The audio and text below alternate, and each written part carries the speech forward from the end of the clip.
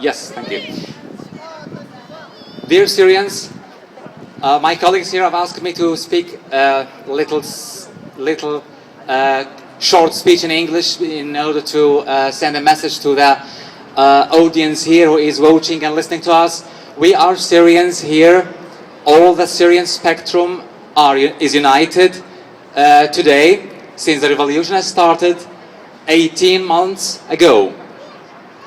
Kurds and Arabs and Assyrians, Christians and Muslims are here hand by hand, trying to struggle with each other to tackle the regime, the dictator who is ruling this country, our country, for 40 or 50 years, half a century with a dictator in a country, and still the world is silent, and still the world doesn't want to help us and to support the Syrian revolution.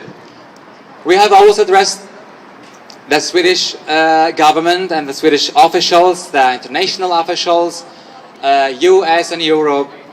The thing is that they are always turning the deaf ear to us. Nobody is listening. People are just watching that people are killed in Syria. Now we're talking now about 30,000 people. 30,000 people are killed. More than 3 million people are displaced, and more than 100,000 are captured and captive.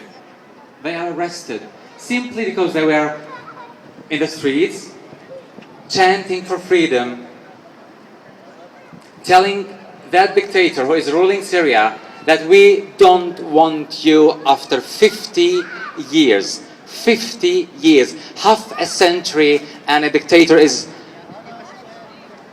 ruling a country, depressing the people, sending the opposition members to prison, arresting everybody who says no. I personally have been arrested in Syria because I was a journalist. I was writing articles criticizing dictatorship, telling them we want freedom, nothing but freedom. The result was that I was sent to jail and I was tortured, and a lot of my colleagues and friends in Syria have witnessed the same destiny. And I was lucky at least that I've got outside Syria and I'm living now in Stockholm, in Sweden. What about 100,000 activists who are arrested now? They are simply waiting for death because they ask for freedom. That's why in all these facts we want to address the Swedish government, the international community, the UN and the others. Intervene immediately.